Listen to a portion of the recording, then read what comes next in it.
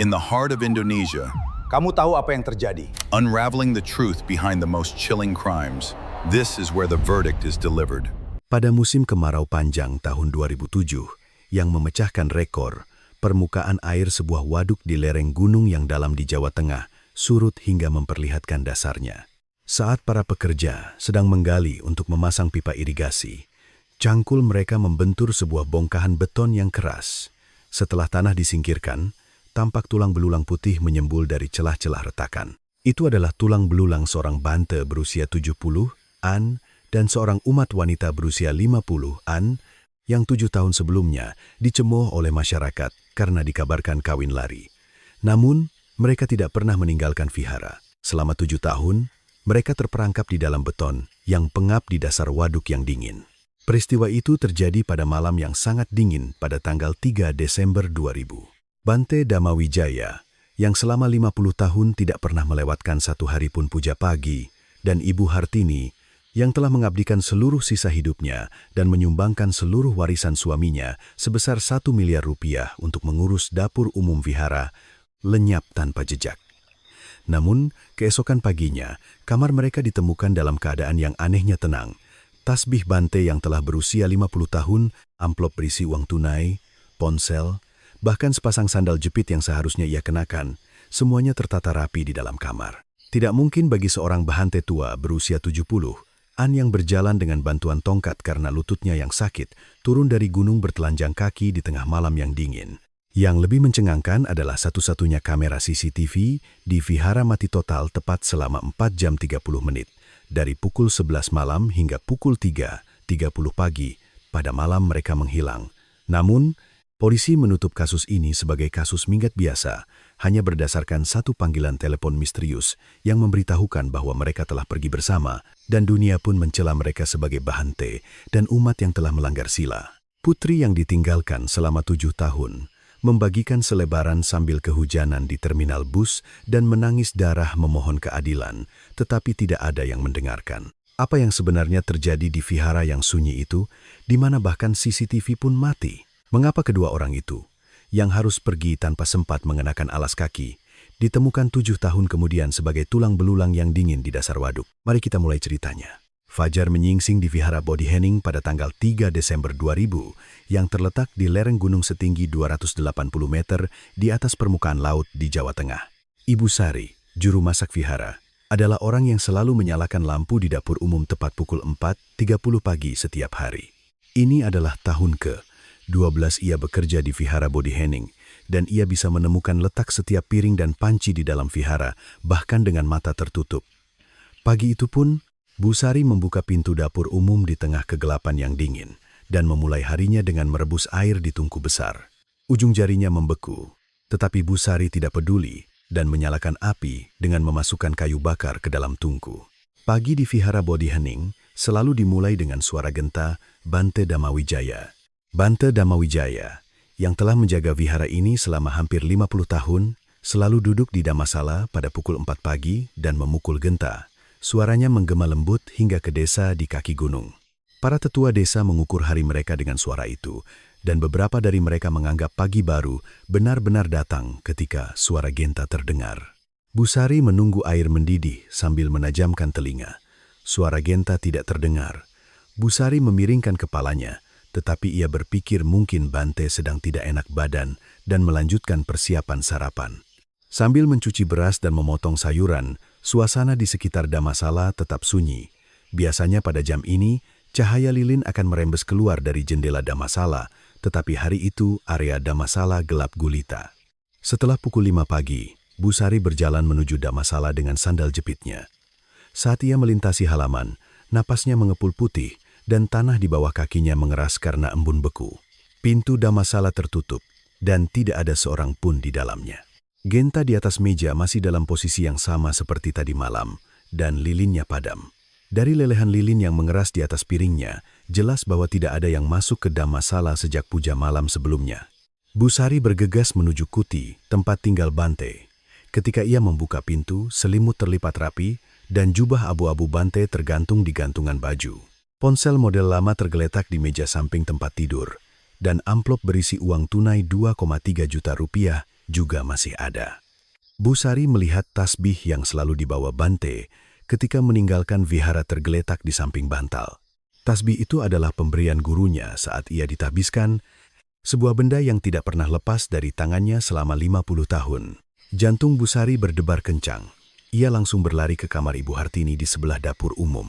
Ibu Hartini adalah seorang janda yang 3 tahun lalu datang ke vihara Bodhihening setelah suaminya meninggal. Dan sejak itu, ia tidak pernah absen 1 hari pun membantu di dapur umum. Ia menjual rumah kecil peninggalan suaminya dan menyumbangkan 1 miliar rupiah ke vihara. Uang itu digunakan untuk memasang genteng baru di Dhammasala dan menyediakan makan siang untuk para lansia di desa. Pintu kamar Ibu Hartini juga tidak terkunci. Wajah Bu Sari memucat saat mengintip ke dalam. Selimutnya tersingkap tetapi tidak ada orang di sana. Dan sepasang sandal jepit tertata rapi di depan pintu. Tas, dompet, dan KTP Ibu Hartini semuanya masih ada di dalam kamar. Di salah satu sudut, gelang giok yang selalu dikenakan Ibu Hartini tergeletak di atas sehelai kain kecil. Kedua orang itu telah menghilang tanpa membawa apapun. Dengan tangan gemetar, Bu Sari mulai berlari ke arah desa. Jarak dari vihara Bodhihening ke rumah terdekat adalah lebih dari 20 menit berjalan kaki melalui jalan setapak gunung. Jalan itu adalah jalan tanah sempit yang lebarnya tidak sampai 2,5 meter, hanya cukup untuk dilewati 1 traktor tangan. Di kedua sisinya, pohon-pohon pinus tinggi berjejer rapat, membuat jalan itu gelap, bahkan di siang hari, dan di malam hari mustahil untuk melangkah tanpa senter. Suhu pagi itu turun hingga terasa sangat dingin, dan embun beku menyelimuti jalan setapak. Ketika Bu Sari tiba di pintu masuk desa dengan napas terengah-engah, orang pertama yang dilihatnya adalah Kepala Desa, Bapak Wiranto. Wiranto adalah seorang pria berusia pertengahan 50-an dengan perawakan tegap dan postur tegak khas seorang mantan tentara. Ia telah menjabat sebagai Kepala Desa selama 15 tahun dan selalu hadir di setiap acara suka maupun duka. Jika ada lansia yang perlu ke rumah sakit, ia akan mengantarkan mereka dengan mobilnya sendiri. Dan setiap hari raya, ia membagikan sekarung beras ke setiap rumah lansia yang tinggal sendirian. Ketika Bu Sari terengah-engah mengatakan bahwa kedua orang itu telah menghilang, Wiranto, tanpa mengubah ekspresinya sedikit pun, segera memanggil 4 pemuda desa. Wiranto memimpin jalan mendaki menuju vihara Bodhihening, diikuti oleh para pemuda dan Bu Sari. Ketika mereka tiba di vihara, Wiranto memimpin pencarian, memeriksa langsung Dhammasala, kuti, dapur umum, hingga jalan setapak di belakang vihara. Jalan setapak di belakang vihara tertutup lapisan tebal daun-daun gugur dan tidak ada jejak orang yang lewat. Ekspresi Wiranto tetap tegar dan suaranya tenang. Ketika tidak ada jejak yang ditemukan, Wiranto sendiri yang menelepon kantor polisi sektor Polsek. Pukul 9 pagi, 2 orang polisi tiba di vihara Bodhihening. Polisi melihat-lihat di dalam dan di luar vihara dan memeriksa kamera CCTV yang dipasang di pintu masuk. Hanya ada 1 kamera yang mengarah ke tangga batu di gerbang utama vihara. Wajah polisi itu menunjukkan kebingungan saat memutar ulang rekaman video. Dari pukul 11 malam sebelumnya hingga pukul 3.30 pagi, tepat selama 4 jam 30 menit, layarnya menjadi hitam pekat. Frame terakhir sebelum kekosongan itu hanya menunjukkan tangga batu yang sunyi, dan frame pertama setelah kekosongan itu juga menunjukkan tangga batu yang kosong. Tidak ada seorang pun yang terekam naik atau turun tangga vihara sebelum atau sesudah waktu itu. Polisi menganggap bahwa kamera bisa saja mati karena seringnya pemadaman listrik di vihara pegunungan. Pemadaman listrik di daerah pegunungan pada awal Desember bukanlah hal yang aneh, dan polisi tidak memikirkan kemungkinan lain. Saat itu, Wiranto dengan santai menjelaskan alibinya pada malam sebelumnya kepada polisi. Wiranto mengatakan bahwa ia makan malam dengan istrinya, Ibu Lestari, di rumah sekitar pukul 6 sore, kemudian bermain kartu di rumah tetangganya, Pak Gito, dari pukul 7 malam, dan pulang pada pukul 10 malam. Tetangganya yang lain, Pak Yanto, menambahkan bahwa mobil sedan hitam Wiranto tidak bergerak sama sekali dari halaman rumahnya dari pukul 6.12 sore hingga pukul 8.47 keesokan paginya. Polisi mencatat kesaksian ini dan tidak menemukan alasan untuk mencurigai Wiranto. Wiranto adalah orang yang berjasa memimpin pencarian dan orang pertama dari desa yang datang, sehingga perhatian polisi secara alami tidak tertuju padanya. Pada hari pertama, hilangnya kedua orang itu dari vihara Bodhihening, polisi tidak menemukan jejak darah atau tanda-tanda perkelahian di lokasi. Tidak ada goresan atau barang pecah di lantai kuti dan tidak masalah. Dalam catatan investigasi tertulis singkat, kemungkinan besar 2 orang penghuni vihara pergi atas kemauan sendiri. Investigasi lebih lanjut diperlukan. Namun, ada satu hal yang tidak sempat diperiksa oleh polisi. Pagi itu selama pencarian, Busari sempat berbisik kepada salah seorang pemuda bahwa ia mendengar suara mesin yang aneh sekitar pukul 11 malam sebelumnya dari balik pintu belakang dapur umum. Suara itu seperti traktor tangan, tapi juga tidak, kata Busari. Suara itu datang dari arah jalan setapak di belakang vihara, berlangsung sekitar 2,3 menit, lalu menghilang, kenang Busari. Tetapi, perkataan itu tidak pernah masuk ke dalam laporan polisi. Ketika berhadapan dengan polisi, Busari tiba-tiba mengubah keterangannya dan menundukkan kepala, mengatakan bahwa ia mungkin salah dengar dan itu hanya suara angin. Saat Busari mengubah keterangannya di depan polisi, Wiranto berdiri di bawah atap dapur umum dengan tangan bersedekap, menatap Busari. Pandangan Busari sejenak bertemu dengan Wiranto, dan Busari dengan cepat menunduk. Tidak ada ekspresi apapun di wajah Wiranto. Setelah kejadian itu, sebuah rumor aneh mulai menyebar di balai desa di bawah Vihara Bodhihening. Awal mula rumor itu adalah Ibu Ratih, ketua PKK desa. Bu Ratih adalah orang yang paling cepat menyebarkan berita di desa. Entah itu berita suka duka atau urusan rumah tangga orang lain, tidak ada yang luput dari telinganya. Di hadapan 4 nenek yang berkumpul di balai desa, Bu Ratih merendahkan suaranya dan mulai bercerita bahwa Bante Damawijaya dan Ibu Hartini biasanya sangat dekat. Bu Ratih mengatakan, ia beberapa kali melihat Ibu Hartini menyiapkan makanan khusus untuk Bante di dapur umum. Jika Bante batuk, Ibu Hartini adalah yang pertama menyiapkan obat dan jika lengan jubah Bante robek, Ibu Hartini sendiri yang akan menjahitnya, tambah Bu Ratih. Perkataan Bu Ratih membuat suasana di balai desa menjadi heboh. Dan pada malam harinya, rumor itu telah menyebar ke seluruh pelosok desa. Cerita bahwa seorang Bante berusia 70, dan seorang umat wanita berusia 50, telah kawin lari menyebar dari mulut ke mulut seolah-olah itu adalah sebuah kebenaran. Para nenek yang biasa datang ke Vihara Bodhihening mulai jarang terlihat, dan tatapan penduduk desa terhadap vihara berubah. Pada hari kelima setelah kejadian, sebuah panggilan telepon anonim masuk ke polsek. Penelepon diketahui menggunakan kartu SIM prabayar, dan suaranya adalah suara seorang wanita paruh baya. Isi laporannya sederhana.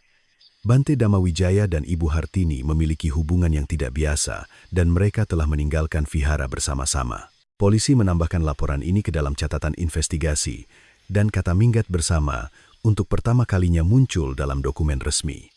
Polisi tidak melacak di mana kartu SIM prabayar itu dibeli, atau siapa identitas penelepon sebenarnya. Polisi memeriksa catatan keuangan dan transportasi kedua orang itu. Transaksi terakhir di rekening Bante Damawijaya adalah 2 hari sebelum ia menghilang, dan rekening Ibu Hartini juga tidak ada pergerakan selama lebih dari seminggu. Keduanya tidak memiliki kendaraan atas nama mereka, dan tidak ada catatan pemesanan taksi atau perjalanan bus antar kota yang ditemukan. Karena kedua ponsel mereka tertinggal di vihara, pelacakan lokasi tidak mungkin dilakukan. Secara logika, sulit untuk menerima bahwa kedua orang itu menghilang dengan sendirinya di tengah hutan pegunungan yang dingin membeku, tanpa uang, tanpa telepon, dan tanpa kendaraan. Bante Damawijaya adalah seseorang yang tidak pernah meninggalkan Vihara Bodhihening selama hampir 50 tahun. Siapapun di desa yang ditanya akan menjawab bahwa Bante bahkan jarang pergi ke kota. Lebih tidak masuk akal lagi jika seorang Bante berusia awal 70, yang berjalan dengan tongkat karena lututnya yang lemah, berjalan menuruni jalan setapak gunung yang dingin di tengah malam. Meskipun begitu, polisi menempatkan kemungkinan minggat bersama sebagai pusat penyelidikan mereka. Sekitar waktu itu, putri Ibu Hartini, Dewi, datang ke kantor polisi. Dewi baru saja berusia 30 tahun dan mengelola sebuah salon kecil di Yogyakarta. Setelah ayahnya meninggal lebih awal, ia telah hidup berdua dengan ibunya selama lebih dari 20 tahun. Bahkan setelah ibunya pindah ke Vihara Bodhihening, Dewi selalu datang setiap hari Minggu untuk makan siang bersama. Dewi berdiri di depan loket penerimaan dan sekali lagi menyerahkan formulir laporan orang hilang, mengatakan bahwa ibunya telah menelepon 2 hari sebelum ia menghilang. Dalam panggilan telepon itu, suara Ibu Hartini bergetar, tidak seperti biasanya, dan ia mengatakan bahwa sesuatu yang besar akan terjadi, jelas Dewi. Ketika ditanya apa maksudnya, Ibu Hartini tidak melanjutkan pembicaraan dan menutup telepon, kata Dewi. Kantong mata Dewi terlihat jelas, tanda bahwa ia tidak bisa tidur selama beberapa hari. Dewi meninggikan suaranya, mengatakan bahwa ibunya bukanlah orang yang akan meninggalkan vihara. Ia bahkan tidak pernah melewatkan hari peringatan kematian ayahnya. Petugas yang bertanggung jawab mencatat kesaksian Dewi, tetapi ekspresinya tidak banyak berubah. Petugas itu mengatakan kepada Dewi bahwa mereka juga harus mempertimbangkan kemungkinan bahwa keduanya pergi secara sukarela. Dewi sekali lagi mengatakan bahwa ibunya tidak pernah pergi kemanapun tanpa memberitahunya, tetapi ekspresi petugas itu tidak berubah. Dewi duduk tak berdaya di kursi untuk waktu yang lama, meletakkan kedua tangannya di atas lutut dan menundukkan kepala. Pada saat itu, fakta lain yang mengelilingi Vihara Bodhi Hening terkubur di salah satu sudut catatan investigasi. Lahan hutan seluas 5 hektar yang dikelola oleh Vihara Bodhi Hening telah selama beberapa tahun menjadi incaran pengembang dari luar kota, PT Griya Persada, sebagai lokasi pembangunan resor. Direktur PT Griya Persada, Pak Tirtayasa, sedang mengupayakan pembelian tanah melalui Kepala Desa Wiranto, dan Wiranto telah menerima uang muka sebesar 1,5 miliar rupiah ke dalam rekening atas nama orang lain. Rekening tersebut dibuka atas nama kakak ipar istrinya, Ibu Lestari, dan rincian transfernya tidak dapat dilacak melalui pengecekan rekening biasa. Semasa hidupnya, Bante Damawijaya sangat menentang rencana pembangunan ini dan bahkan pernah mengajukan surat protes ke kantor kabupaten. Belakangan diketahui bahwa Ibu Hartini, saat mengurus keuangan vihara di dapur umum, menemukan kejanggalan dalam dokumen terkait tanah dan memberitahukannya kepada Bante Damawijaya. Namun, cerita tentang sengketa tanah ini tidak pernah dianggap penting selama penyelidikan awal. Polisi menganggap masalah tanah di Vihara Pegunungan sebagai perselisihan kecil di desa dan tidak menyadari besarnya nilai uang sebesar 1,5 miliar rupiah. Polisi memeriksa kembali alibi Wiranto. Istri Wiranto, Ibu Lestari, bersaksi bahwa suaminya pulang pada pukul 10 malam, menonton televisi bersama, dan tidur pada pukul 11 malam. Kesaksian tetangganya, Pak Gito dan Pak Yanto, juga cocok persis dengan perkataan Wiranto. Kesaksian ketiga orang itu cocok hingga ke tingkat menit, dan polisi tidak meragukan keakuratannya. Fakta bahwa mobil sedan hitam Wiranto tidak bergerak dari halaman rumahnya didukung oleh kesaksian tetangganya, Pak Yanto. Namun, polisi tidak memeriksa satu hal. Di belakang rumah Wiranto, ada sebuah jalan pertanian sempit yang bahkan jarang dilalui oleh penduduk desa, dan jalan itu terhubung ke hutan di belakang Vihara Bodhi Hening. Jalan itu ditumbuhi rumput liar yang lebat, sehingga tidak mudah terlihat bahkan di siang hari. Tidak ada satupun kamera pengawas yang dipasang di jalan itu. Di gudang Wiranto, ada sebuah traktor tangan, tetapi polisi tidak memeriksa apakah traktor itu pernah digunakan. Penilaian sederhana bahwa jika mobil sedan tidak bergerak, berarti ia tidak pergi kemana-mana, menjadi celah dalam penyelidikan. Pada hari ke-10 setelah kejadian, teknisi dari perusahaan pengelola CCTV Vihara Bodhi Hening, Joko, datang ke Vihara untuk melakukan pemeriksaan. Joko adalah seorang pria pendiam berusia awal 40-an dan sendirian mengelola peralatan keamanan di 12 vihara kecil di daerah itu. Setelah memeriksa badan kamera dan kabel daya, Joko mengerutkan kening. Joko menyadari bahwa kekosongan video selama 4 jam 30 menit tidak dapat dijelaskan hanya dengan pemadaman listrik. Ada bekas bahwa konektor kabel daya telah dicabut dengan paksa dari luar dan kemudian dipasang kembali. Salah satu klip plastik di sekitar konektor patah, yang berarti seseorang dengan sengaja memutus aliran listrik, bukan karena pemadaman. Joko hendak melaporkan fakta ini kepada polisi, namun sebelumnya, telepon genggamnya berdering dari nomor yang tidak dikenal. Joko tidak memberitahu siapapun apa isi percakapan itu. Setelah selesai menelepon, wajah Joko tampak tegang dan ujung jarinya bergetar halus. Dalam laporan pemeriksaannya, Joko menulis, "Pemadaman sementara karena kontak yang buruk dan tidak lagi membuka mulut tentang masalah ini." Joko melipat laporan itu, memasukkannya ke dalam tas, dan bergegas meninggalkan halaman Vihara Bodhi Hening. Dari balik jendela dapur umum, Busari mengamati punggungnya yang menjauh. Pada akhir Desember 2000, polisi secara tentatif menutup kasus hilangnya orang di Vihara Bodhi Hening sebagai kasus minggat biasa. Di halaman terakhir catatan investigasi tertulis, dianggap pergi atas kemauan sendiri, akan diselidiki kembali jika ada laporan tambahan. Catatan investigasi itu masuk jauh ke dalam lemari arsip kantor polisi, dan tidak ada yang pernah membukanya kembali. Dewi berbalik saat meninggalkan kantor polisi. Di tangannya, selembar tanda terima laporan orang hilang termas. Angin dingin bulan Desember menusuk di antara mantel tipisnya. Tetapi Dewi tidak mengancingkan mantelnya. Matanya merah dan bibirnya terkatup rapat. Bayangan Dewi memanjang di bawah lampu jalan di depan kantor polisi. Dewi memasukkan tanda terima itu dalam-dalam ke saku mantelnya, mengangkat kepala, dan menatap langit yang gelap sekali. Punggung Dewi saat menuruni tangga depan kantor polisi tampak kecil dan kesepian, tetapi langkahnya tidak berhenti. Musim semi 2001. Keheningan menyelimuti Vihara Bodhihening, bukan bunga sakura. 3 bulan setelah Bante Damawijaya dan Ibu Hartini menghilang, keberadaan mereka masih menjadi misteri. Polisi tidak lagi datang ke Vihara Bodhihening, dan catatan investigasi berdebu di dalam lemari arsip. Kehidupan sehari-hari di Vihara Bodhihening tampak berlanjut seperti biasa, tetapi udara di dalam vihara benar-benar berbeda. Juru masak Busari masih menyalakan lampu di dapur umum setiap subuh, tetapi ia merebus air dan memotong sayuran sendirian. Tidak ada yang duduk di sudut dapur tempat Ibu Hartini biasa duduk, hanya ada bantal kosong. Tidak ada yang memukul genta di Dhammasala, dan pada pukul 4 pagi, Vihara Bodhihening sunyi senyap. Kunjungan para nenek dari desa benar-benar berhenti, dan daun-daun kering menumpuk di halaman vihara tanpa ada yang menyapu. Pusat Sangha menugaskan Bante Purnomo dari vihara terdekat sebagai penjabat sementara untuk mengisi kekosongan Bante Dhammawijaya. Bante Purnomo adalah seorang Bante berusia akhir 40-an dan dengan cepat memahami suasana vihara sejak hari pertama kedatangannya.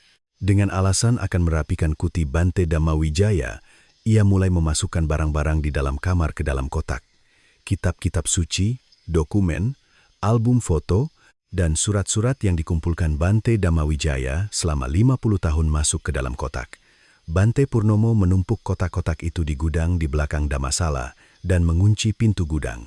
Kamar Ibu Hartini juga dirapikan dengan cara yang sama, dan sebuah kunci tambahan dipasang di pintunya. Busari menyaksikan dari kejauhan saat Bante Purnomo mengunci kamar Ibu Hartini, tetapi ia tidak mengatakan apa-apa.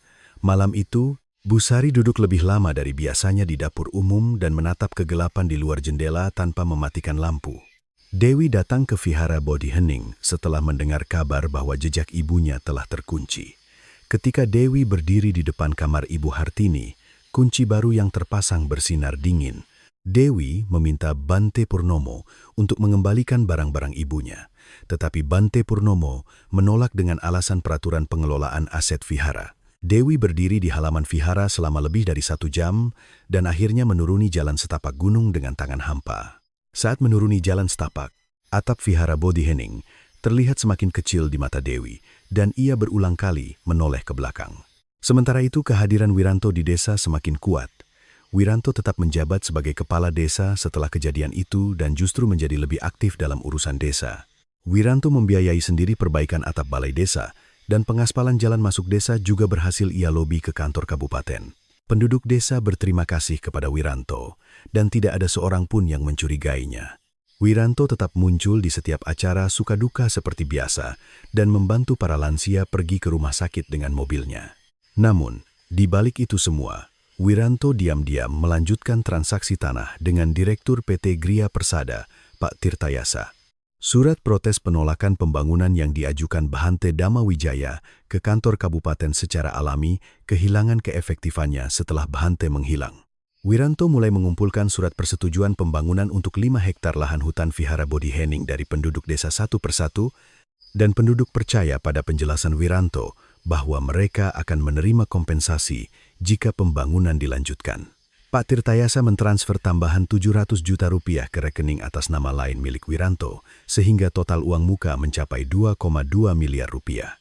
Istri Wiranto, Ibu Lestari, menarik sebagian uang itu secara tunai dan menyimpannya jauh di dalam lemari di kamar tidur utama mereka. Musim panas 2001, Salon Dewi di Yogyakarta semakin sering tutup.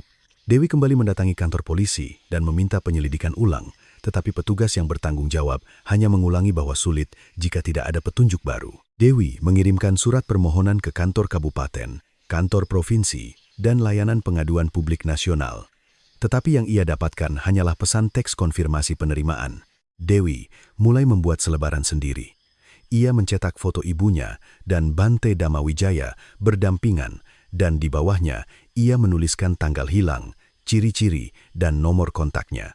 Dewi menempelkan selebaran itu di tiang-tiang listrik, halte bus, dan jendela supermarket di kota. Ketika hujan, selebaran itu basah dan tulisannya luntur, dan keesokan harinya Dewi kembali dengan selebaran baru dan menempelkannya di tempat yang sama. Musim gugur 2001, seorang murid lama Bante Damawijaya, Pak Surya, mengunjungi Vihara Bodhihening. Pak Surya adalah seorang pengusaha berusia akhir 40. Ahanikui Gwedani, Gwezi Gwezen Kanpani. Gwezel di kota dan pernah menjadi samanera di bawah bimbingan Bante Damawijaya selama 3 tahun di masa mudanya.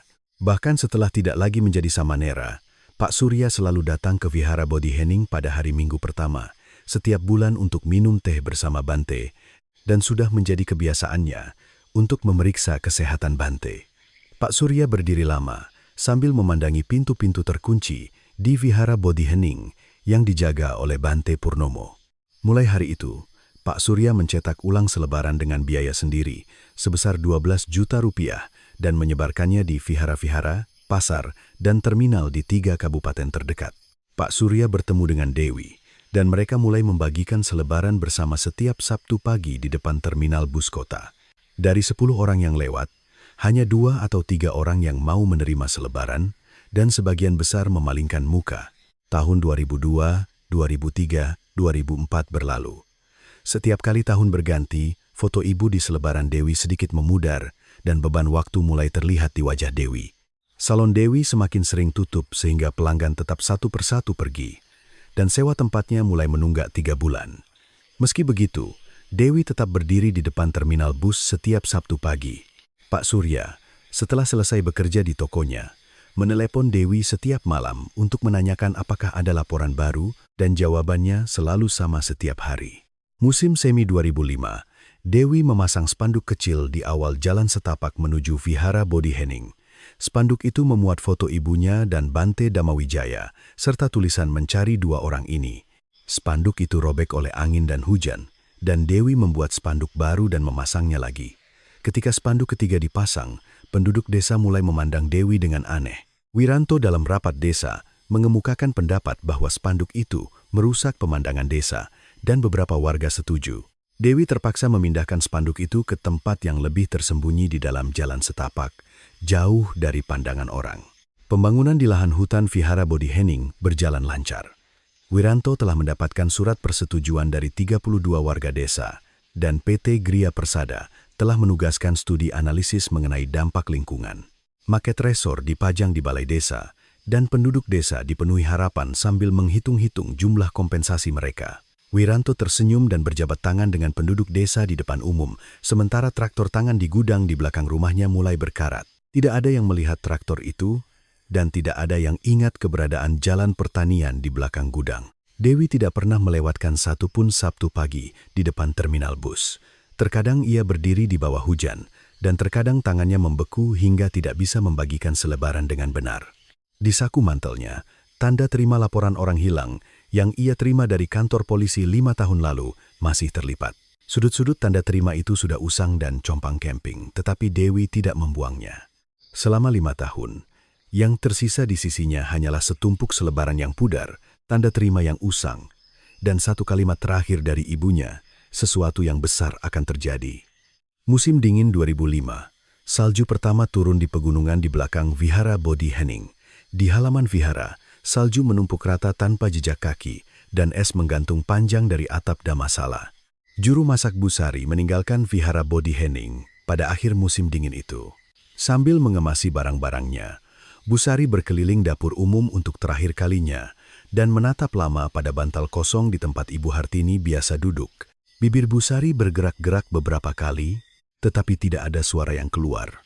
Vihara Bodhihening yang ditinggalkan Busari menjadi vihara kosong yang hanya dihuni oleh Bante Purnomo, dan tidak ada seorang pun di desa yang menyebut nama Vihara Bodhihening lagi. Musim panas 2007. Kemarau panjang yang memecahkan rekor melanda wilayah Jawa Tengah. Musim hujan tidak datang. Sepanjang bulan Juni, tidak ada setetes pun hujan, dan memasuki bulan Juli, Sawah-sawah di desa di bawah Vihara Bodhi Hening mulai retak-retak. Waduk pertanian di desa itu, yang biasanya memiliki kedalaman 3 meter, menyusut hingga dasarnya terlihat.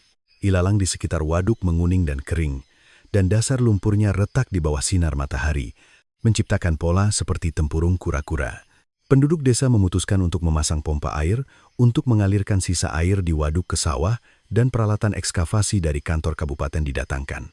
Pada hari keempat bulan Juli, 3 orang pekerja yang bertugas melakukan penggalian menemukan sesuatu yang aneh di dasar waduk. Saat menggali dasar untuk memasang pipa pompa, cangkul mereka membentur benda keras. Salah seorang pekerja menyingkirkan tanah di sekitarnya dengan sekop, dan bongkahan beton berwarna keabu-abuan muncul. Beton itu bukan hanya satu bongkahan. 2 blok beton yang diletakkan berdampingan setengah terkubur di dalam lumpur, masing-masing ukuran 1 orang. Para pekerja pada awalnya mengira itu adalah sisa-sisa struktur pertanian tua. Namun, setelah permukaan beton dibersihkan dengan air, terlihat sesuatu yang putih menyembul dari celah retakan di salah satu blok. Salah seorang pekerja melihatnya lebih dekat dan berteriak. Yang terlihat dari celah beton itu adalah tulang manusia. Para pekerja segera menghentikan pekerjaan dan melapor ke polisi. Pukul 2 siang, polisi dan tim identifikasi tiba di waduk, dan garis polisi dipasang di sekitar lokasi. Tim identifikasi mulai membongkar kedua blok beton dengan hati-hati. Dari blok pertama, ditemukan tengkorak dan tulang tubuh bagian atas manusia, serta potongan logam berkarat yang sulit dikenali bentuknya. Seorang anggota tim mengangkat potongan logam itu dengan pinset. Meskipun sangat berkarat, bentuk aslinya masih bisa ditebak. Itu adalah sebuah pelat nama logam kecil yang digunakan para bante saat meditasi. Ada tulisan terukir di pelat nama itu. Dan setelah karatnya dibersihkan, 2 kata Dhamma Wijaya samar-samar terlihat. Pembongkaran blok beton kedua berlanjut hingga malam. Matahari terbenam dan lampu sorot dipasang di lokasi, dan puluhan penduduk desa yang mendengar berita itu berkumpul di sekitar waduk. Dari blok kedua juga ditemukan kerangka manusia, dan sebuah gelang giok terpasang di pergelangan tangan kerangka itu. Gelang itu sama dengan yang tertinggal di kamar Ibu Hartini 7 tahun lalu, tetapi tidak ada yang bisa memastikan apakah Ibu Hartini mengenakannya pada hari ia menghilang. Tim identifikasi mengambil sampel dari kedua kerangka untuk tes DNA, dan sampel itu dikirim ke Pusat Laboratorium Forensik, Puslapfor, Polri malam itu juga. 10 hari kemudian, hasil analisis dari Puslapfor tiba. DNA dari kerangka pertama cocok dengan sampel yang diserahkan oleh keluarga Bante Dhamma Wijaya sebelum ia ditahbiskan. DNA dari kerangka kedua cocok dengan sampel yang diserahkan oleh Dewi. Bante Dhamma Wijaya dan Ibu Hartini yang menghilang dari Vihara Bodhi Hening 7 tahun lalu ditemukan di dalam beton di dasar waduk. Mereka tidak minggat bersama. Mereka telah meninggal dan dikubur di dalam beton. Laporan analisis Puslapfor mencatat temuan tambahan. Pada tengkorak kerangka pertama, ditemukan fraktur depresi di bagian belakang kepala yang diduga akibat pukulan benda tumpul. Fraktur serupa juga teramati pada tengkorak kerangka kedua, dan ada bekas ikatan dengan kawat tipis di kedua pergelangan tangannya. Diduga keduanya dipukul keras di kepala, kemudian diikat tangannya dan dikubur di dalam beton. Kasus yang tadinya dianggap orang hilang ternyata adalah kasus pembunuhan yang terungkap setelah 7 tahun. Markas Besar Kepolisian segera membentuk tim investigasi khusus. Tim tersebut dipimpin oleh Komisaris Polisi, Kompol Budi Santoso, seorang detektif reserse kriminal, berusia pertengahan 40-an dengan pengalaman 15 tahun, yang telah berhasil menyelesaikan 6 kasus lama yang belum terpecahkan di unit khusus kasus mangkrak. Pada hari pertama bertugas, Kompol Budi meminta seluruh catatan investigasi 7 tahun lalu dan membacanya dari awal hingga akhir malam itu. Setelah selesai membaca, ekspresi Kompol Budi menjadi berat. Bagian pertama yang ditandai oleh Kompol Budi ada 2. Pertama adalah kekosongan rekaman CCTV selama 4 jam 30 menit pada hari kejadian. Dan yang kedua adalah kesaksian tentang suara mesin yang hanya diceritakan Bu Sari kepada seorang pemuda tetapi dibantah di depan polisi. Kompol Budi mendatangi Pak Bambang, kepala unit yang menangani investigasi awal 7 tahun lalu. Pak Bambang sudah pensiun dan mengelola sebuah warung kecil di kota. Ketika Kompol Budi bertanya tentang kasus Vihara Bodhi Hening, Pak Bambang mengalihkan pandangannya dan berkata bahwa pada saat itu mereka tidak punya pilihan selain menganggapnya sebagai kasus minggat. Kompol Budi bertanya apakah ia pernah memeriksa sengketa tanah dan rekening atas nama lain milik Wiranto. Pak Bambang terdiam sejenak, lalu menjawab bahwa ia tidak pernah mendengar cerita seperti itu. Tangan Pak Bambang sedikit gemetar di atas meja kasir, tetapi Kompol Budi tidak bertanya lebih jauh dan bangkit dari kursinya. Dewi sedang mengeringkan rambut pelanggan di salonnya di Yogyakarta saat menerima telepon tentang hasil analisis puslap 4. Pengering rambut di tangan Dewi jatuh ke lantai. Dewi membuka pintu belakang salon dan keluar ke gang, bersandar di dinding untuk waktu yang lama. Bahunya bergetar halus, tetapi air mata tidak mengalir. Dewi mengeluarkan tanda terima laporan orang hilang yang sudah usang dan compang camping dari sakunya dan membukanya. Selama 7 tahun, Dewi menantikan kembalinya ibunya, tetapi yang kembali adalah tulang belulangnya. Dewi melipat kembali tanda terima itu, memasukkannya ke dalam saku, dan melepaskan punggungnya dari dinding gang, lalu bangkit. Kompol Budi menempelkan peta sekitar Vihara Bodhi Hening di papan tulis putih di kantor tim khusus dan menggambar 3 lingkaran merah. Lingkaran pertama adalah Vihara Bodhi Hening, yang kedua adalah waduk, dan yang ketiga adalah rumah Wiranto. Jarak lurus antara ketiga titik itu masing-masing kurang dari 800 meter. Di salah satu sudut papan tulis, Kompol Budi menulis, tanggal daluarsa, 3 Desember 2015, dan di bawahnya ia menambahkan, sisa waktu, sekitar 8 tahun. 6 anggota tim khusus berkumpul di depan papan tulis, dan Kompol Budi tanpa berkata apa-apa menunjuk ketiga lingkaran merah itu secara berurutan dengan jarinya. Investigasi dimulai kembali. Agustus 2007, 2 minggu setelah tim khusus dibentuk, Kompol Budi memutuskan untuk memulai investigasi dengan mengamankan bukti. Prioritas utama adalah meninjau kembali satu persatu hal-hal yang terlewatkan dalam investigasi awal 7 tahun lalu, dan Kompol Budi memerintahkan penyelidikan ulang di lokasi Vihara Bodhi Hening sebagai langkah pertama. Ketika 4 anggota tim khusus tiba di Vihara Bodhi Hening, vihara itu sudah sangat berbeda dari 7 tahun lalu. Rumput liar tumbuh di antara genteng damasala dan lentera batu di halaman tertutup lumut. Ujung atap kuti miring ke satu sisi, dan 2 jendela kaca dapur umum pecah dan dibiarkan begitu saja. Bante Purnomo, penjabat sementara, telah meninggalkan Vihara Bodhi Hening setahun sebelumnya, dan vihara itu praktis sudah menjadi reruntuhan.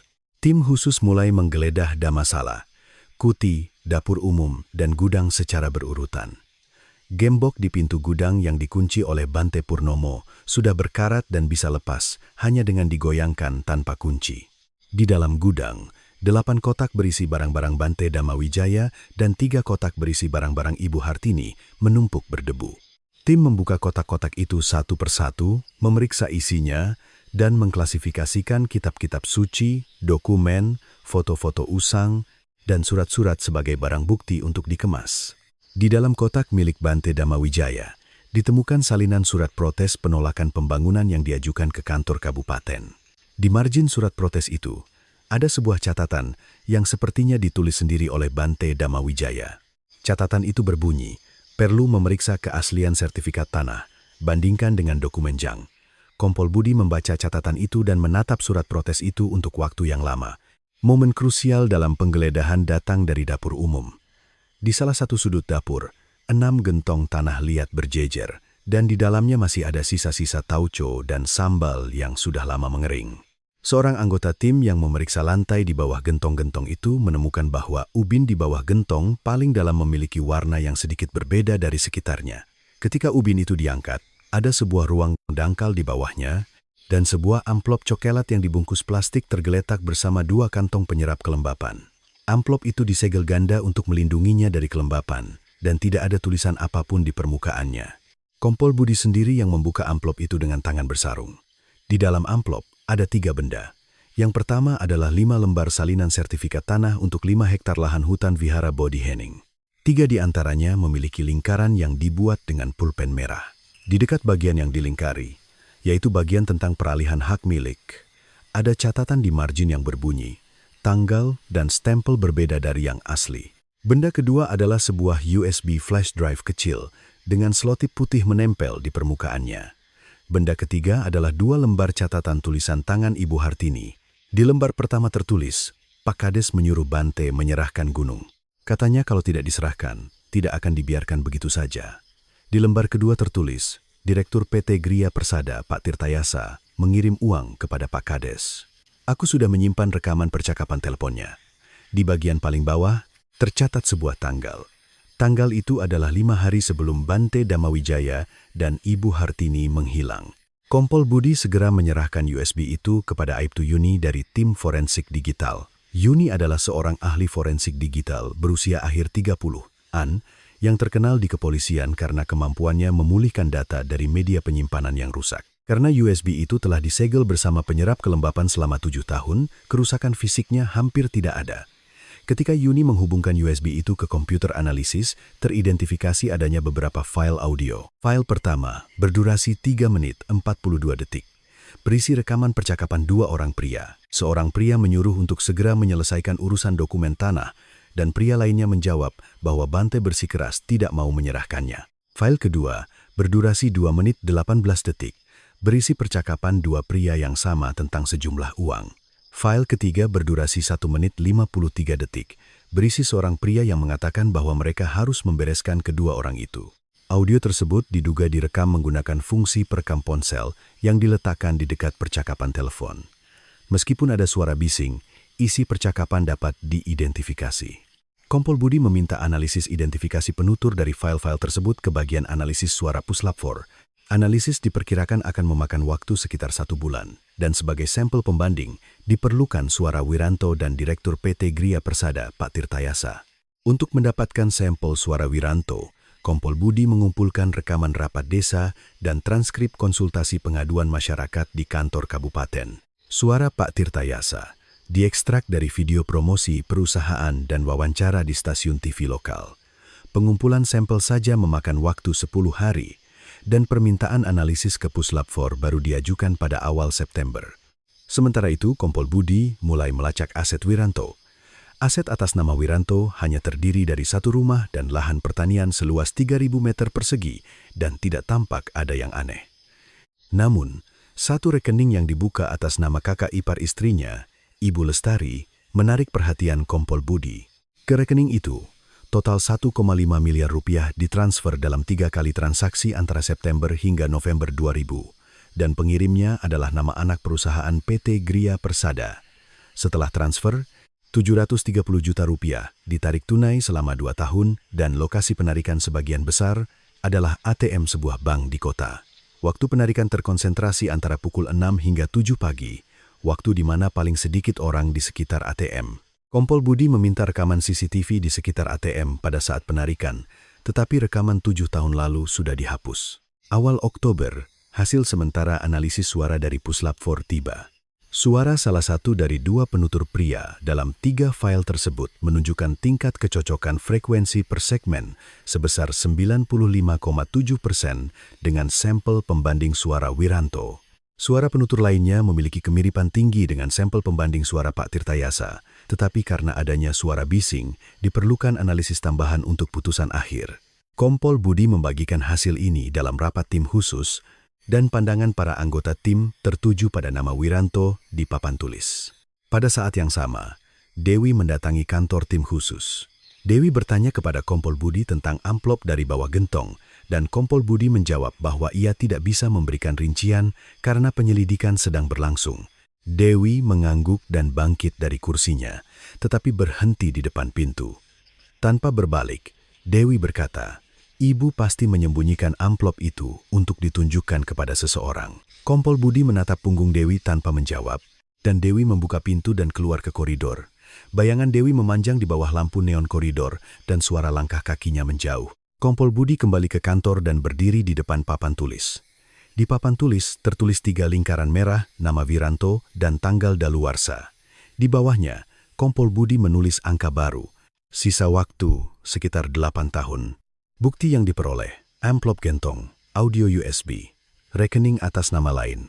Bukti yang belum diperoleh, bukti langsung tindak pidana. Kompol Budi menggarisbawahi baris terakhir dengan tebal dan menatap ruang kosong di bawah garis itu untuk waktu yang lama. Audio, USB, dan rekening atas nama lain saja tidak cukup untuk menangkap Wiranto atas tuduhan pembunuhan. Motif dan keadaan semakin jelas, tetapi bukti fisik bahwa Wiranto sendiri yang membunuh kedua orang itu belum ada di tangan Kompol Budi. Jam dinding di kantor tim khusus menunjukkan pukul 11 malam, dan hanya Kompol Budi yang tersisa di kantor yang lampunya masih menyala. Tulisan merah tanggal daluarsa di papan tulis bersinar terang di bawah lampu neon.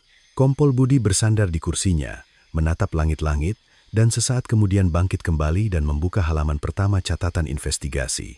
Pandangan Kompol Budi tertahan lama pada kalimat yang ditulis polisi 7 tahun lalu. Kemungkinan besar pergi atas kemauan sendiri.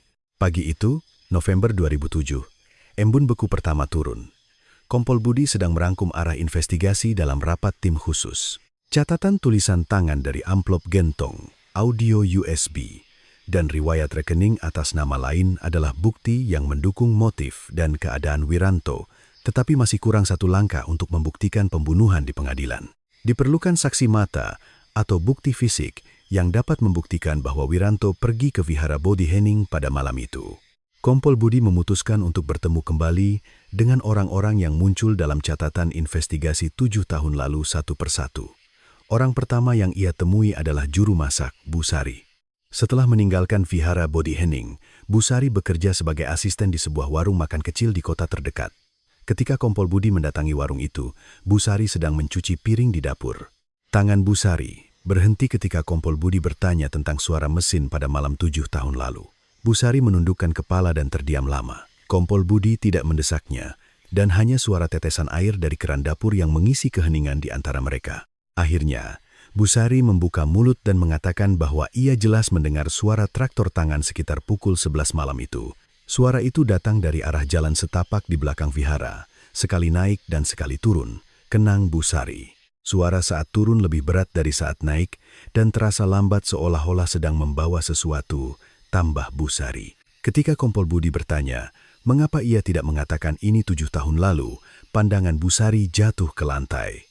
Bu Sari mengatakan bahwa ia mengubah kesaksiannya di depan polisi pagi itu karena takut pada tatapan Pak Kades. Pak Wiranto sedang menatapnya dari bawah atap, dan saat melihat tatapan itu, mulutnya seolah terkunci, kata Bu Sari. Kompol Budi mencatani, itu. Dan bar. May by it n n n n n n n n n n n n. Kompol Budi mencatat kesaksian Bu Sari dalam berita acara pemeriksaan. Setelah Bu Sari selesai menandatangani, pembuluh darah di punggung tangannya yang diletakkan di atas lutut terlihat bergetar halus. Orang kedua yang ditemui Kompol Budi adalah teknisi CCTV, Joko. Joko adalah orang yang menghilang tanpa kabar setelah memeriksa kamera Vihara Bodhihening 7 tahun lalu. Tim khusus melacak keberadaan Joko dan menemukan bahwa ia telah meninggalkan Jawa Tengah tak lama setelah kejadian itu dan membuka toko reparasi elektronik dengan nama lain di sebuah kota kecil di Jawa Barat. Ketika Kompol Budi mendatangi toko reparasi itu, Joko sedang duduk di belakang meja kasir. Wajah Joko seketika menegang saat melihat Kompol Budi dan ia ragu-ragu saat hendak bangkit dari kursinya. Kompol Budi duduk di kursi di seberang Joko dan bertanya tentang bekas pemutusan daya pada kamera Vihara Bodhihening 7 tahun lalu. Awalnya Joko mengatakan tidak ingat. Tetapi ketika Kompol Budi menunjukkan catatan pemeriksaan yang menyebutkan bahwa klip konektornya patah, mata Joko bergetar. Setelah ragu-ragu cukup lama, Joko akhirnya mengakui bahwa ia telah memastikan bahwa daya kamera pada hari itu sengaja diputus oleh seseorang. Jelas ada bekas kabel daya, dicabut dari unit utama, dan kemudian dipasang kembali, dan klipnya tidak mungkin patah karena pemadaman listrik biasa, jelas Joko. Ketika Kompol Budi bertanya, mengapa ia tidak menuliskan fakta ini dalam laporannya, wajah Joko memucat. Joko mengatakan bahwa ia menerima telepon dari nomor tak dikenal tepat sebelum akan menulis laporan setelah menyelesaikan pemeriksaan. Peneleponnya adalah seorang pria, dan ia menyuruhnya menulis pemadaman listrik dalam laporan, serta mengatakan bahwa ia tidak tahu apa yang akan terjadi jika ia menulis hal lain, kesaksian Joko dengan suara gemetar. Joko mengatakan bahwa setelah telepon itu, ia meninggalkan Jawa Tengah karena takut dan tidak pernah kembali ke kampung halamannya selama 7 tahun. Kompol Budi mencatat kesaksian Joko dalam BAP dan membuat surat permintaan agar Joko dimasukkan dalam program perlindungan saksi. Orang ketiga adalah seseorang yang tidak pernah ditemukan Kompol Budi dimanapun dalam catatan investigasi. Sekitar 200 meter dari desa di bawah Vihara Bodhihening, ada seorang pria berusia 60-an bernama Pak Marno yang memiliki peternakan lebah. Pak Marno adalah orang yang tidak termasuk dalam daftar interogasi polisi saat kejadian 7 tahun lalu. Saat anggota tim khusus melakukan interogasi ulang terhadap penduduk desa, mereka mendapat laporan dari tukang cukur desa bahwa Pak Marno pernah bercerita ia mendengar gonggongan anjing dan suara aneh dari arah vihara Bodhi Hening pada malam itu. Ketika Kompol Budi mendatangi peternakan lebah itu, Pak Marno sedang merapikan sarang lebah. Pak Marno mengatakan bahwa pada malam kejadian, lewat pukul 11, anjingnya mulai menggonggong seperti orang gila di luar pagar peternakan. Anjing itu menggonggong ke arah jalan setapak menuju vihara Bodhi Hening, dan hampir pada saat yang sama, suara mesin traktor tangan terdengar dari atas gunung, kenang Pak Marno. Pak Marno biasanya tidak terlalu memikirkannya, karena anjingnya sering menggonggong ketika ada hewan liar turun di malam hari. Tetapi suara traktor tangan itu aneh, katanya. Karena tidak ada seorang pun di desa yang mengendarai traktor tangan di malam hari musim dingin. Kompol Budi mencatat kesaksian Pak Marno dalam BAP dan menggarisbawahi fakta bahwa waktunya cocok dengan kesaksian Bu Sari. Januari 2008, Kompol Budi mencari saksi kunci. Berdasarkan gabungan catatan investigasi dan interogasi penduduk desa, kemungkinan besar ada seseorang yang benar-benar melihat traktor tangan Wiranto. Tim khusus mendapatkan daftar orang-orang yang bekerja sebagai buruh harian di bawah Wiranto 7 tahun lalu. Dan di antara mereka, nama Karto menarik perhatian Kompol Budi. Karto adalah seorang montir mesin pertanian berusia awal 60-an, dan pada tahun 2000, ia bertanggung jawab atas pekerjaan ladang dan perbaikan traktor tangan Wiranto. Setelah kejadian itu, Karto meninggalkan desa dan bekerja di sebuah bengkel mesin pertanian di kabupaten tetangga. Ketika tim khusus mendatangi bengkel itu, Karto sedang membongkar mesin traktor tangan. Kunci pas jatuh dari tangan Karto ketika Kompol Budi bertanya tentang malam tanggal 3 Desember 7 tahun lalu. Karto menatap Kompol Budi untuk waktu yang lama tanpa mengambil kunci pas itu. Mata Karto merah dan bibirnya mulai bergetar. Karto mengatakan bahwa ia menerima telepon dari Wiranto sekitar pukul 10.30 malam itu. Wiranto menyuruh Karto untuk menyiapkan sebuah traktor tangan di jalan pertanian di belakang rumahnya, dan Karto bersaksi bahwa ia melakukan apa yang diperintahkan dan memarkir traktor itu di pintu masuk jalan pertanian. Ketika Karto hendak kembali, Wiranto berjalan keluar dari belakang rumahnya, naik ke traktor, dan mengendarainya tanpa menyalakan lampu menyusuri jalan pertanian ke arah gunung, kata Karto. Karto tidak melihat Wiranto kembali, tetapi keesokan paginya, ia memastikan bahwa traktor itu sudah terparkir di gudang seperti semula, tambahnya. Karto juga ingat bahwa lumpur di bak traktor lebih banyak dari biasanya, dan ada terpal besar yang terlipat di salah satu sisi bak. Kompol Budi mencatat kesaksian Karto secara rinci, dan Karto menandatangani ketiga lembar BAP. Kembali ke kantor tim khusus, Kompol Budi menulis nama Karto di papan tulis, dan di sebelahnya ia menandai saksi kunci. Kesaksian Karto cocok dengan kesaksian Bu Sari dan Pak Marno dalam hal waktu, dan merupakan bukti langsung bahwa Wiranto mengendarai traktor tangan ke arah vihara Bodhi Hening pada malam kejadian. Kompol Budi mulai mempertimbangkan untuk mengajukan surat perintah penangkapan terhadap Wiranto. Namun, sesuatu yang tidak terduga terjadi tepat 12 hari setelah Karto menandatangani BAP. Akhir Januari 2008, Karto menelepon tim khusus. Karto mengatakan bahwa ia ingin menarik kembali kesaksian sebelumnya. Memang benar ia menyiapkan traktor, tetapi ia tidak melihat langsung Wiranto naik ke traktor itu. Karto mengubah keterangannya. Malam itu gelap, sehingga ia tidak bisa memastikan wajah orang itu. Dan sepertinya ingatannya campur aduk, tambah Karto. Kompol Budi segera pergi menemui Karto lagi. Ketika tiba di bengkel, Karto tidak berani menatap mata Kompol Budi dan hanya mengulangi kata-kata yang sama sambil memalingkan muka. Kompol Budi menyadari bahwa penampilan Karto telah berubah dari 12 hari sebelumnya. Jaket yang dikenakan Karto baru, dan ada pemanas listrik di salah satu sudut bengkel yang sebelumnya tidak ada. Kompol Budi menyelidiki transaksi keuangan di sekitar Karto dan memastikan bahwa 10 hari sebelumnya, 80 juta rupiah telah disetorkan tunai ke rekening Karto. Nama penyetor tidak teridentifikasi dan hanya ada catatan setoran tunai langsung di loket sebuah bank di kota.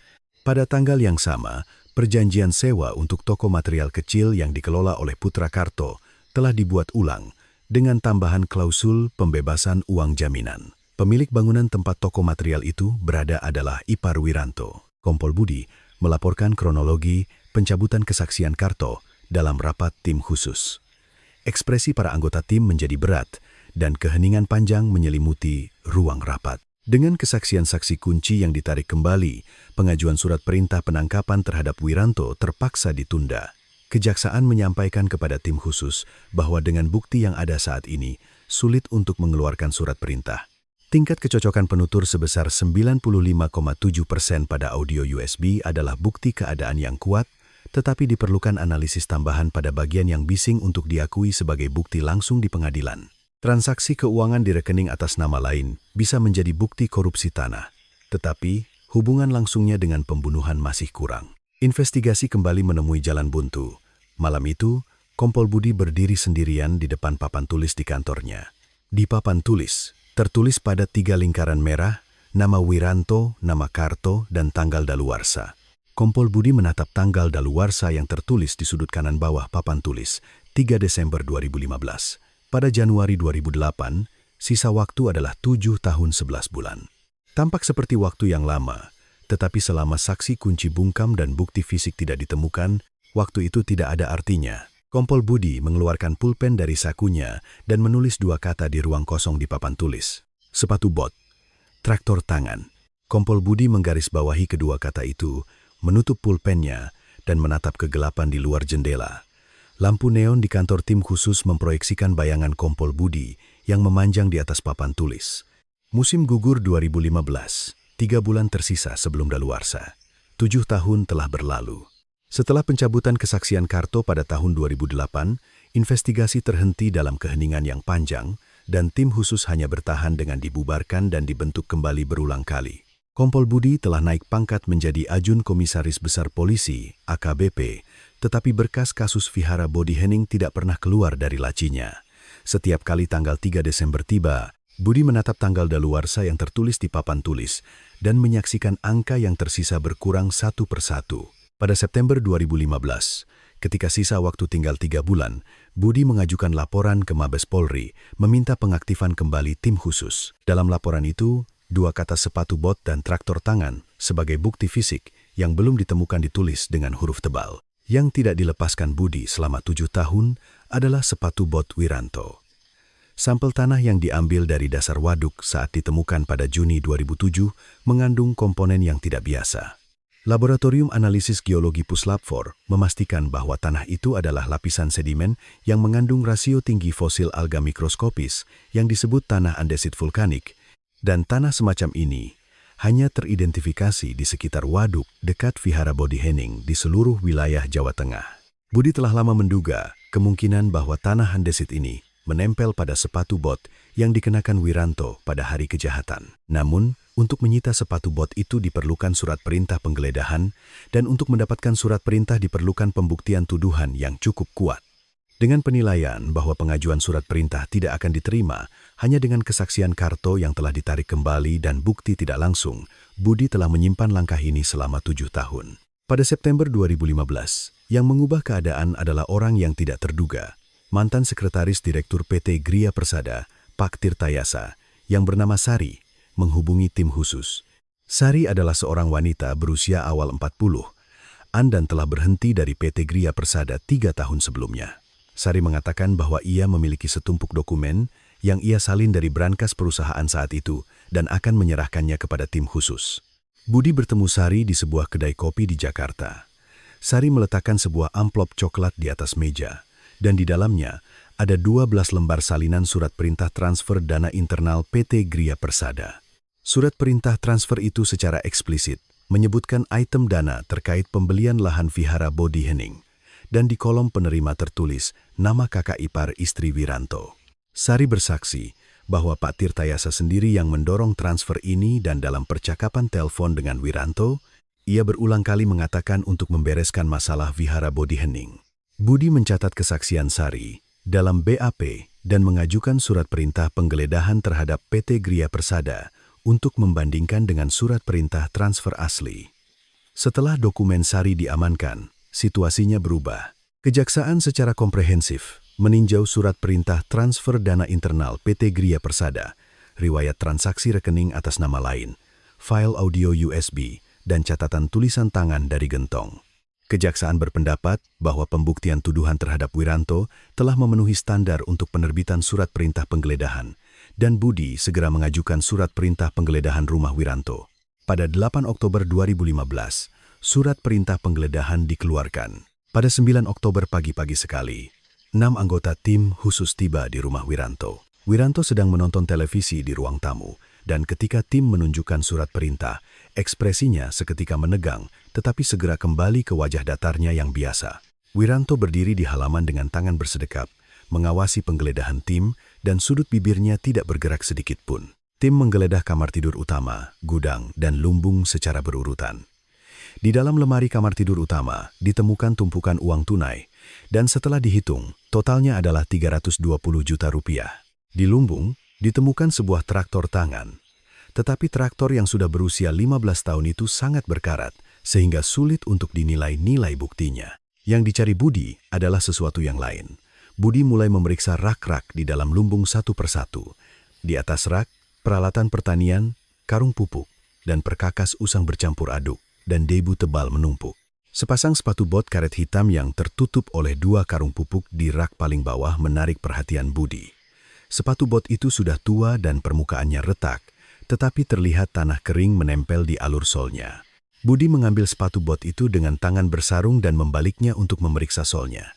Di antara alur-alur sol, tanah berwarna abu-abu gelap menempel keras, dan jumlahnya terlihat cukup untuk dianalisis. Budi menyegel sepatu bot itu dalam kantong bukti dan segera mengirimkannya ke Laboratorium Analisis Geologi Puslap 4. Analisis Puslap 4 memakan waktu 3 minggu. Selama 3 minggu itu, Budi memeriksa kemajuan di Puslap 4 2 kali sehari, dan ketegangan menyelimuti kantor tim khusus. Pada 30 Oktober 2015, laporan hasil analisis dari Puslap 4 tiba. Hasil analisis sampel tanah yang diambil dari sol sepatu bot dengan mikroskop elektron pemindai menunjukkan bahwa kandungan tanah andesitnya cocok 97,3% dengan sampel yang diambil dari dasar waduk. Laporan tersebut menyatakan bahwa komposisi tanah andesit ini unik untuk area sekitar waduk dekat Vihara Bodhi Hening di Jawa Tengah, dan kemungkinan komposisi yang sama ditemukan di daerah lain sangat rendah. Setelah membaca laporan itu, Budi bersandar di kursi kantor tim khusus dan menatap langit-langit. Bukti fisik yang telah ia tunggu selama 7 tahun, akhirnya ada di tangannya. Pada saat yang sama, Aibtu Yuni dari tim forensik digital membawa hasil lain. Yuni telah menyimpan perangkat perekam CCTV Vihara Bodhi Hening selama 8 tahun dan berulang kali mencoba memulihkan data dari hard disk yang rusak. Dengan menerapkan algoritma pemulihan terbaru yang diperkenalkan pada tahun 2015, sekitar 11 menit video dari rentang waktu 04 jam 30 menit berhasil dipulihkan. Kualitas video yang dipulihkan kasar, tetapi isinya jelas. Bagian pertama video adalah sekitar pukul 11.08 malam pada hari kejadian, dan terekam seorang pria naik tangga batu di gerbang utama vihara. Pria itu mengenakan mantel berwarna gelap dan sepatu bot karet hitam, dan di satu tangannya ia memegang perkakas panjang. Bagian kedua adalah sekitar pukul 11.31 malam yang sama, dan terekam pria yang sama menuruni tangga batu.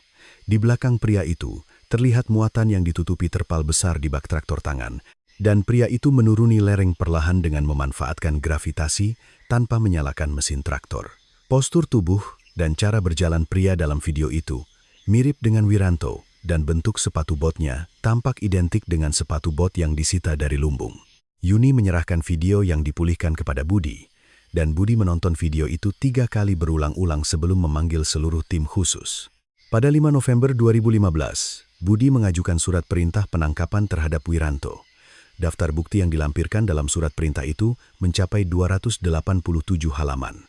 Salinan sertifikat tanah palsu dari amplop gentong dan catatan tulisan tangan, file audio USB dan laporan analisis kecocokan penutur, surat perintah transfer internal PT Gria Persada, riwayat transaksi rekening atas nama lain, kesaksian ulang Busari, kesaksian Pak Marno si peternak lebah, kesaksian Joko tentang pemutusan daya kamera, laporan analisis kecocokan tanah andesit dari sol sepatu bot, dan video CCTV yang dipulihkan semuanya termasuk dalam daftar bukti. Pada 6 November, surat perintah penangkapan dikeluarkan.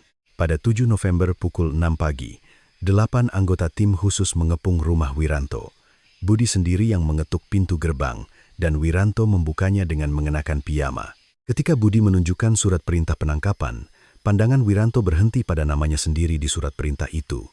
Tidak ada ekspresi di wajah Wiranto, dan hanya bibirnya yang bergerak sedikit sekali. Wiranto keluar ke halaman dengan sandal, dan saat anggota tim memborgolnya, ia menoleh dan melirik ke arah lumbung di belakang rumahnya sekali. Istrinya, Ibu Lestari, mengawasi suaminya dibawa pergi dari balik jendela kamar tidur utama dan wajahnya pucat. Saat mobil polisi yang membawa Wiranto meninggalkan jalan desa, dua orang lansia yang sedang jalan pagi berhenti dan menatap kendaraan itu. Di ruang interogasi kantor polisi, Wiranto selama 2 hari pertama menyangkal semua tuduhan. Wiranto mengatakan bahwa sepatu bot itu digunakan untuk bertani. Dan karena ia pernah ke waduk, tanah bisa saja menempel. Wiranto mengklaim bahwa orang dalam video CCTV bukan dirinya, dan ia juga menyangkal bahwa suara di audio USB adalah suaranya. Budi meletakkan bukti satu persatu secara berurutan di depan Wiranto. Salinan sertifikat tanah palsu, catatan tulisan tangan, surat perintah transfer, riwayat rekening, laporan analisis suara, laporan analisis tanah andesit, dan foto-foto tangkapan layar video yang dipulihkan diletakkan secara berurutan di atas meja. Terakhir, yang diletakkan Budi di atas meja adalah foto perbandingan antara foto sepatu bot yang diperbesar dari video yang dipulihkan dan sepatu bot yang disita dari lumbung. Di bawah foto, tertulis hasil analisis puslap 4 bahwa pola sol kedua sepatu bot itu identik. Wiranto menatap foto perbandingan itu dan terdiam lama. Hanya suara detik jam di ruang interogasi yang mengisi keheningan di antara mereka. Jari telunjuk kanan Wiranto mulai bergetar halus di atas meja dan sebutir keringat mengalir di dahinya. Wiranto menundukkan kepala, dan setelah keheningan yang panjang, ia membuka mulut. Wiranto mengatakan bahwa pada malam tanggal 2 Desember 2000, ia mengendarai traktor tangan melalui jalan pertanian di rumahnya dan naik ke Vihara Bodhi Hening. Ia mengaku telah memukul Bante Damawijaya dan Ibu Hartini dengan benda tumpul di kuti dan dapur umum hingga pingsan, kemudian membungkus mereka dengan terpal yang telah disiapkan sebelumnya dan memuatnya ke bak traktor. Di sebuah lahan kosong di dekat waduk, ia mencor kedua orang itu dengan semen yang telah disiapkan sebelumnya ke dalam blok beton dan menenggelamkannya di waduk, kata Wiranto. Setelah melakukan kejahatan, ia kembali ke Vihara Bodhi Hening, memasang kembali kabel daya kamera CCTV, memarkir traktor di lumbung, lalu kembali ke rumah dan tidur. Ketika Budi bertanya alasannya, Wiranto menjawab bahwa Bante Damawijaya terus-menerus menolak penjualan tanah dan ia tahu bahwa Ibu Hartini sedang mengumpulkan dokumen untuk dijadikan bukti. Selama keduanya masih hidup, lahan 5 hektar itu tidak mungkin didapat dan ia juga tidak dalam kondisi untuk mengembalikan uang muka yang sudah diterima. Budi menyusun BAP pengakuan Wiranto dan Wiranto menandatangani ke-11 halaman BAP. Kejaksaan menuntut Wiranto dengan tuduhan pembunuhan dan penyembunyian jenazah dan Direktur PT Gria Persada, Pak Tirtayasa, dituntut secara terpisah atas tuduhan penyuapan terkait tanah. Istri Wiranto, Ibu Lestari, didakwa atas tuduhan pengelolaan rekening atas nama lain dan membantu menyembunyikan pelaku, dan saksi alibi Pak Gito dan Pak Yanto juga diperiksa atas tuduhan kesaksian palsu. Tersisa 28 hari sebelum tanggal daluarsa. Pada 10 November 2015, sidang pertama digelar. Sejak pagi-pagi sekali, orang-orang sudah berkumpul di depan pengadilan. 28 warga desa dari bawah Vihara Bodhi Hening datang dengan bus sewaan, dan 7 orang Bante dari vihara-vihara terdekat menaiki tangga pengadilan dengan jubah abu-abu. Murid Bante Damawijaya, Pak Surya, datang dengan membawa foto plat nama Bante di saku jasnya, dan ia bertemu dengan Dewi di lobi pengadilan. Dewi mengenakan mantel hitam, dan di tangan kirinya ia menggenggam gelang giok ibunya. Gelang itu ditemukan bersama kerangka di dalam blok beton di waduk, dan setelah melalui puslap 4 dikembalikan kepada Dewi. Di permukaan gelang, bekas lumpur 15 tahun lalu masih samar-samar terlihat bahkan setelah dibersihkan, dan Dewi membawanya begitu saja tanpa menghapus bekas itu. Dewi dan Pak Surya duduk berdampingan di baris pertama kursi pengunjung, dan keduanya menatap lurus ke depan tanpa berkata apa-apa. Wiranto turun dari mobil tahanan dan memasuki ruang sidang. Wiranto mengenakan baju tahanan berwarna abu-abu, dan kedua tangannya yang terborgol terlipat di depan saat ia berjalan dengan kepala tertunduk. Postur tubuhnya sangat berbeda dari sebulan lalu saat ia berdiri dengan tangan bersedekap di desa. Rambut Wiranto tampak memutih dalam sebulan, dan pipinya tirus. Saat Wiranto duduk di kursi terdakwa, terdengar gumaman dari kursi pengunjung dan hakim meminta ketenangan. Wiranto tidak pernah menoleh ke arah kursi pengunjung, dan ia duduk diam tak bergerak dengan pandangan terpaku ke lantai. Jaksa dalam pernyataan pembukaannya memaparkan alur bukti secara kronologis. Kronologi investigasi selama 15 tahun, dari malam hilangnya kedua orang itu, di Vihara Bodhihening pada Desember 2000 hingga pengakuan Wiranto pada November 2015 terbentang di ruang sidang. Jaksa menampilkan salinan sertifikat tanah palsu dari amplop gentong dan catatan tulisan tangan Ibu Hartini di layar, dan kursi pengunjung menjadi hening. Ketika file audio USB diputar melalui pengeras suara pengadilan, bahu Wiranto sedikit tersentak. Suara kedua orang itu harus dibereskan, bagaimanapun caranya menggema di ruang sidang, dan saksi ahli dari Puslap 4 bersaksi bahwa penutur suara ini 95,7% identik dengan terdakwa. Surat perintah transfer internal PT Gria Persada dan riwayat transaksi rekening atas nama lain disajikan berturut-turut dan terungkap di pengadilan bagaimana Wiranto menerima total 2,2 miliar rupiah sebelum dan sesudah kejadian. Udara di ruang sidang membeku ketika jaksa memutar video CCTV yang telah dipulihkan. Dalam layar yang bergetar, seorang pria dengan mantel berwarna gelap dan sepatu bot hitam terlihat menaiki tangga batu Vihara Bodhihening. 23 menit kemudian, video yang sama menunjukkan pria itu menuruni tangga batu, dan di belakangnya, muatan besar yang ditutupi terpal terlihat di bak traktor tangan. Jaksa menampilkan perbandingan foto sol sepatu bot pria dalam video dan sol sepatu bot yang disita dari lumbung Wiranto di layar secara berdampingan. Saksi ahli dari Puslap 4 bersaksi bahwa pola kausan sol kedua sepatu bot itu identik, dan tanah andesit yang diambil dari sol sepatu bot cocok 97,3% dengan tanah dasar waduk. Terdengar isak tangis seseorang dari kursi pengunjung, dan hakim sejenak meminta ketenangan. Pengacara Wiranto mengajukan keberatan terhadap keabsahan bukti. Pengacara berpendapat bahwa kualitas video yang dipulihkan rendah, sehingga tidak dapat mengidentifikasi terdakwa, dan ia membantah bahwa hasil analisis tanah andesit bisa saja menempel saat terdakwa mengunjungi waduk untuk urusan pertanian. Pengacara juga mengatakan bahwa kemungkinan audio USB telah diedit tidak dapat dikesampingkan. Sebagai tanggapan, jaksa mengajukan saksi ahli forensik digital dari Puslap 4 sebagai saksi tambahan. Saksi ahli bersaksi bahwa tidak ada jejak pengeditan sama sekali pada file USB, dan ia memastikan bahwa file tersebut dalam keadaan asli. Selain itu, diajukan hasil analisis tambahan yang menyatakan bahwa partikel mikrobeton yang terdeteksi dari sampel tanah andesit adalah komponen yang tidak dapat dijelaskan oleh aktivitas pertanian biasa. Ekspresi pengacara menegang, dan Wiranto masih menundukkan kepala dan hanya menatap lantai. Sidang berlanjut melalui 3 kali persidangan, dan pada 28 November, pembacaan tuntutan akhir digelar, 5 hari tersisa sebelum tanggal daluarsa.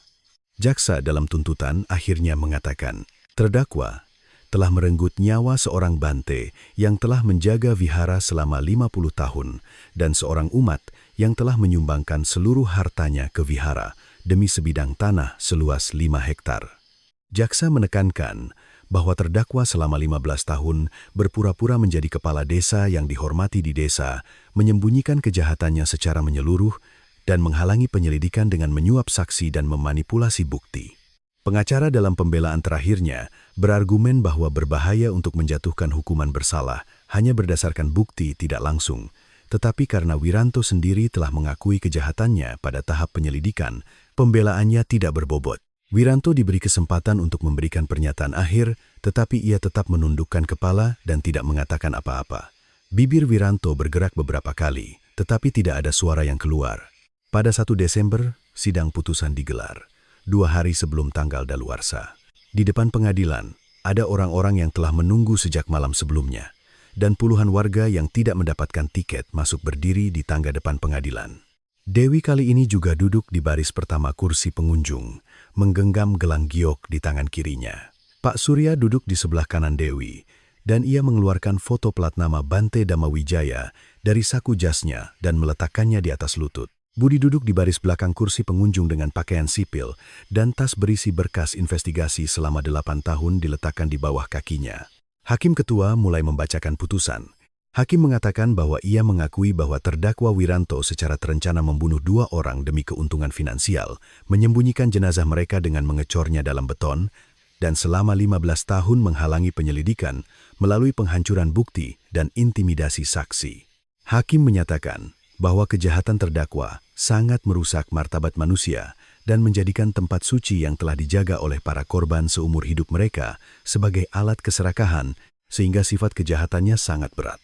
Hakim Ketua mengatakan, menjatuhkan hukuman penjara seumur hidup kepada terdakwa Wiranto. Saat putusan dibacakan, tangis pecah di berbagai sudut kursi pengunjung. Dewi menundukkan kepala sambil memegang erat gelang giok dengan kedua tangannya, dan bahunya bergetar tanpa suara. Pak Surya mengusap pelan foto plat nama di atas lututnya dengan jari, dan air mata mengalir dari balik kacamatanya. Wiranto tidak pernah mengangkat kepalanya selama putusan dibacakan, dan ia duduk membeku di kursi terdakwa sampai petugas pengadilan memegang bahunya dan membantunya berdiri. Setelah sidang selesai, Dewi perlahan menuruni tangga depan pengadilan. Angin bulan Desember menerbangkan ujung mantelnya, dan kali ini Dewi mengancingkan mantelnya satu persatu. Dewi berhenti di bawah tangga dan mengeluarkan selembar kertas yang usang dan compang camping dari saku mantelnya. Itu adalah tanda terima laporan orang hilang yang ia terima dari kantor polisi 15 tahun lalu. Dewi menatap tanda terima itu untuk waktu yang lama, dan setetes air mata jatuh dan membasahinya. Dewi tidak melipat kembali tanda terima itu, dan juga tidak memasukkannya ke dalam saku mantel. Dewi meletakkan tanda terima itu dengan lembut di depan dadanya dan memejamkan mata. Sehelai daun kuning jatuh dari pohon beringin di depan pengadilan dan mendarat di bahu Dewi, dan baru setelah beberapa saat Dewi membuka matanya. Pak Surya langsung menuju Vihara Bodhi Hening setelah meninggalkan pengadilan. Vihara itu masih dalam keadaan terbengkalai, tetapi Pak Surya membuka pintu Dhammasala dan masuk ke dalam. Di dalam Dhammasala yang berdebu, ada tempat duduk yang telah diduduki Bante Dhammawijaya selama 50 tahun, dan di atasnya tergeletak sebuah genta. Pak Surya berlutut di depan genta, mengeluarkan foto plat nama dari saku jasnya, dan meletakkannya di samping genta. Sinar matahari bulan Desember masuk miring melalui jendela Dhammasala dan jatuh di atas foto plat nama itu. Pak Surya memukul genta sekali, dan suaranya menggema di dalam Dhammasala yang kosong. Untuk pertama kalinya dalam 15 tahun, suara genta Vihara Bodhi Hening kembali terdengar. Setelah putusan, tindakan lanjutan menyusul. Direktur PT Griya Persada, Pak Tirtayasa, dihukum 5 tahun penjara atas tuduhan penyuapan. Istri Wiranto, Ibu Lestari, dihukum 2 tahun penjara dengan masa percobaan 3 tahun karena membantu menyembunyikan pelaku. Saksi alibi Pak Gito dan Pak Yanto masing-masing didenda karena kesaksian palsu, dan Ketua PKK Ibu Ratih, setelah diselidiki karena laporan palsu, menerima penangguhan penuntutan. Rencana pembangunan resor di 5 hektar lahan hutan Vihara Bodhi Hening dibatalkan seluruhnya dan tanah itu dikembalikan ke kepemilikan Vihara. Maket resor yang tergantung di balai desa diturunkan dan yang tersisa hanyalah dinding kosong. Musim semi berikutnya, sebuah batu peringatan kecil didirikan di halaman Vihara Bodhi Hening. Di batu peringatan itu terukir nama Bante Dhammawijaya dan Ibu Hartini berdampingan, dan di bawahnya tertulis sebuah kalimat pendek. Hidup 50 tahun di gunung ini, dan di gunung ini menjaga kebenaran. Peresmian batu peringatan dihadiri oleh Dewi, Pak Surya, keluarga Bante Dhammawijaya dari kampung halamannya, dan para Bante dari vihara-vihara terdekat. Dewi meletakkan gelang jok ibunya di depan batu peringatan, dan sinar matahari musim semi jatuh di atas gelang itu. Pak Surya meletakkan sebuah genta kecil di samping batu peringatan, dan setiap kali angin bertiup, genta itu berayun ringan dan mengeluarkan suara.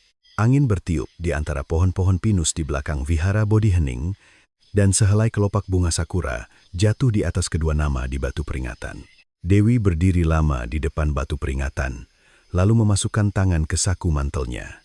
Di dalam saku, ada tanda terima laporan orang hilang yang telah menemaninya selama 15 tahun. Dewi mengeluarkan tanda terima itu dan meletakkannya dengan lembut di depan batu peringatan, dan angin musim semi dengan lembut menggoyangkan sudut-sudutnya yang usang. Dewi bangkit, mengusap batu peringatan itu sekali, berbalik, dan mulai menuruni jalan setapak gunung. Sinar matahari pecah di antara pohon-pohon pinus di kedua sisi jalan setapak, dan langkah kaki Dewi tidak lebih lambat dari saat ia menuruni tangga kantor polisi 15 tahun lalu. Dari Dhammasala Vihara Bodhi Hening, suara genta kembali menggema, dan suaranya turun lembut hingga ke desa di kaki gunung. Pada akhirnya, kebenaran yang terkubur di dalam tanah muncul dengan sendirinya setelah 7 tahun kemarau. Seorang bahante yang menjaga gunung selama 50 tahun dan seorang umat yang menyerahkan seluruh hartanya. Ketidakadilan yang mereka alami akhirnya terungkap ke dunia. Satu amplop yang disembunyikan Ibu Hartini di bawah gentong menjadi buktinya. Hati yang berusaha meninggalkan jejak kebenaran, bahkan di ambang kematian, pada akhirnya mengembalikan segalanya. Keserakahan memang bisa membutakan mata manusia, tetapi tampaknya kebenaran, sedalam apapun dikubur, suatu saat akan terungkap. Jika ada yang mendengarkan cerita ini sampai akhir, tolong tinggalkan satu komentar dari daerah mana Anda mendengarkannya dengan